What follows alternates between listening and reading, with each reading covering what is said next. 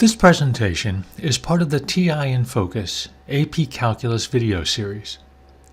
In this video, I'll discuss the scoring guidelines for the 2018 AP Calculus exam, free response question AB2. My name is Steve Kokoska. I'm a professor at Bloomsburg University of Pennsylvania, and I'm a former AP Calculus chief reader. Here's an outline of the information presented in this video. I'll start by reviewing the free response question, and then the scoring guidelines used at the AP Calculus reading. I'll present a brief, general summary for student performance on this question. Then I'll consider more detailed interpretations of the scoring guidelines, and how these guidelines were applied in certain situations. I'll consider some common student errors where it's relevant, and where appropriate, I'll present some specific scoring examples. This problem involves a particle moving along the x-axis with velocity given by v of t. And we also know the initial position of the particle. In part A, we need to find the acceleration of the particle at time t equal 3. In part B, we need to find the position of the particle at time t equal 3. In part C, we need to evaluate two slightly different definite integrals and interpret each in the context of the problem. And in part D, a second particle is added to the problem, with position function given by x sub 2 of t. And we need to find the time at which the two particles have the same velocity. Part A was worth 1 point, simply for the answer. However, as we'll see in a few slides, the answer alone here is not sufficient. Part B was worth 3 points. 1 point for writing the definite integral 0 to 3 of v of t dt, 1 point for using the initial condition on the way to finding the position of the particle, and 1 point for the final answer, the position of the particle. Part C was worth 3 points. 1 point for the two answers, the two definite integral evaluations, and 2 points for the correct interpretations of each definite integral in the context of the problem. Part D was worth 2 points.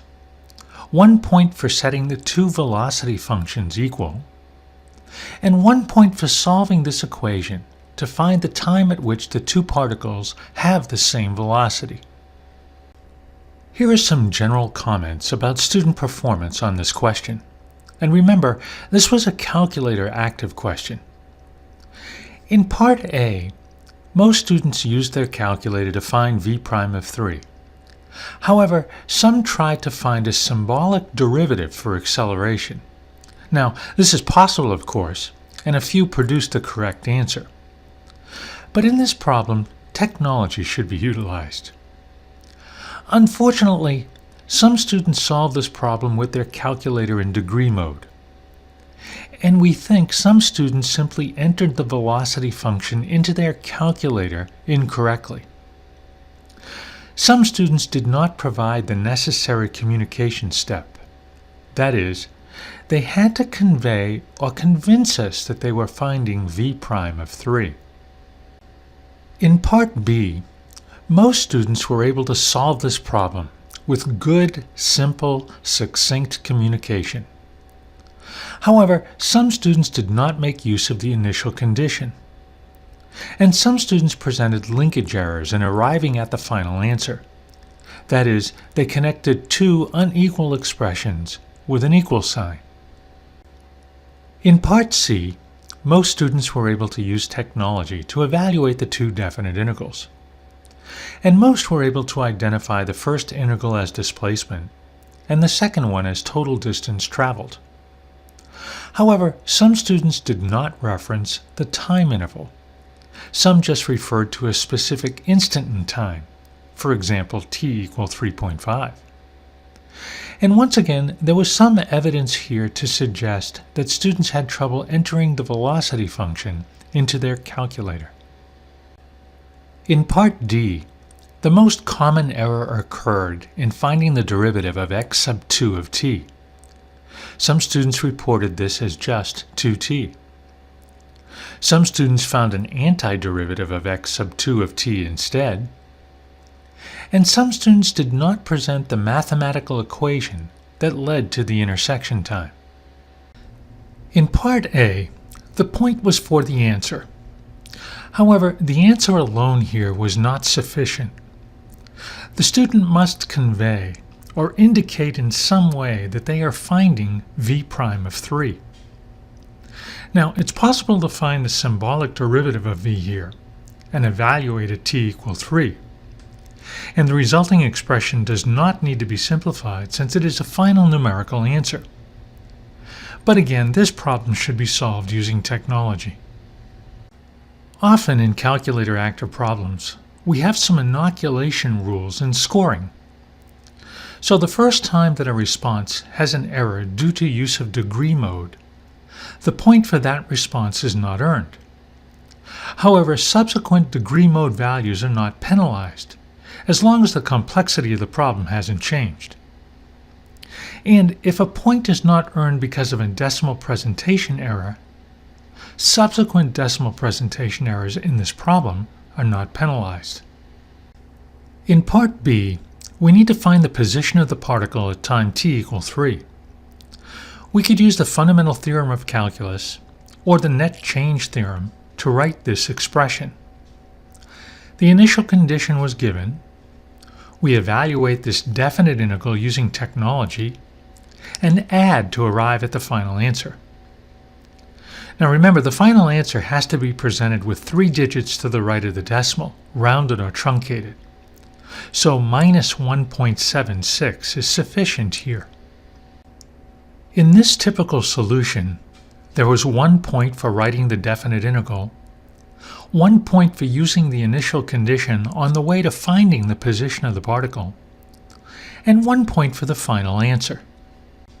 Here are some example responses and how each was scored. The first example is minimal, but all of the pieces are there, and the integrand is clear. This earns all 3 points. In the second example, the integrand is ambiguous because there is no differential dt presented. So the student does not earn the integral point. But they have conveyed the correct integrand by presenting the correct final answer. They earn the initial condition point and the answer point. In example 3, the student has clearly presented the integrand, and it's incorrect. They have not used the initial condition. And even though the answer is correct, they do not earn any points here. In example 4, an ambiguous integrand equal to an incorrect answer, or written all alone, does not earn any points. And in example 5, the bounds on the definite integral are missing, so no integral point is earned. And the student does not earn the initial condition point because it must be connected to the bounds on the integral, which are missing. But they do have the correct answer. This poor presentation earns a 001. Here are a few more examples. In the first example, the definite integral is presented with a value. And even though the initial condition is not presented explicitly, we accept that the student arrived at the final answer by adding minus 5. So this very minimal response earns all 3 points. Notice the difference in example 2. Here the student has not communicated the value of the definite integral. So there isn't enough here to earn the initial condition point. This is scored as 101. In example 3, the definite integral is incorrect, wrong upper bound. But the initial condition is correct, but there's no final answer. This earns 010. In example 4, the upper bound on the definite integral is incorrect, but the initial condition is correct. In this case, the student would earn the answer point for the correct answer or for the answer with an upper bound of 3.5. In example 5, the integral is correct, but the initial condition is wrong. In this case, the student could earn the answer point for the correct answer, or for the answer that corresponds to an initial condition of 5. Part C was worth 3 points. 1 point for the answers to both definite integrals, and 2 points for the interpretations. We expected students to use technology to evaluate each integral, and here are the interpretations of each. The first integral represents the displacement of the particle over the time interval 0 to 3.5, and the second represents the total distance traveled by the particle over the time interval 0 to 3.5.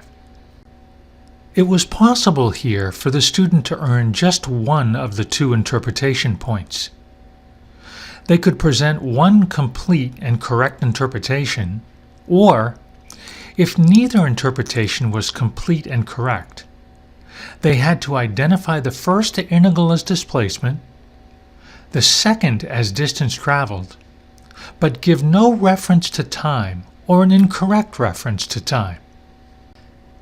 As you can imagine, there were some creative interpretation responses, and readers had to use their professional judgment. However, in general, the interpretation of the first integral must be describing the difference between the position of the particle at time t equals 3.5 and the position of the particle at time t equals 0. And the interpretation of the second integral must be describing the total distance traveled by the particle from t equals 0 to t equals 3.5.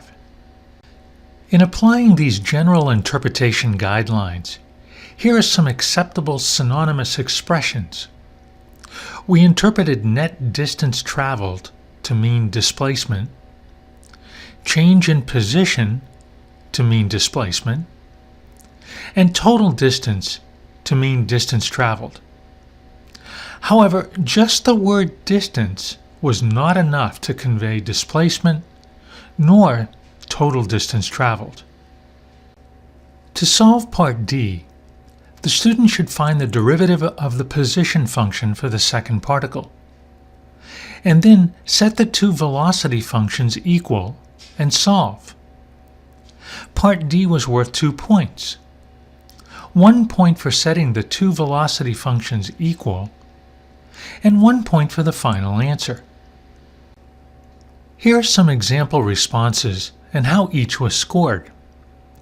In example 1, the student set the 2 velocity functions equal, but there is no answer. This earns 1, 0. In example 2, the student found the velocity function for particle 2, but never presented the mathematical setup that leads to the final answer. There is just enough work here to earn the answer point. In example 3, the velocity function for particle 2 is unlabeled. There is no mathematical setup, but there is just enough work here also to earn the answer point. And in example 4, the student found the correct velocity function for particle 2. However, they did not equate the 2 velocity functions, and there is no final answer. This earns 0, 0. At the AP Calculus reading, an actual briefing for the scoring of a free response question usually takes approximately 75 minutes. There is also time allotted in the reading rooms for discussion before the actual scoring begins. However, I hope this summary video gives you a good idea of how this question was scored. And just a reminder, there are lots of valuable resources on the TI website. There is material there involving technology and calculus, classroom activities, and lots of calculator tips and tricks for test success.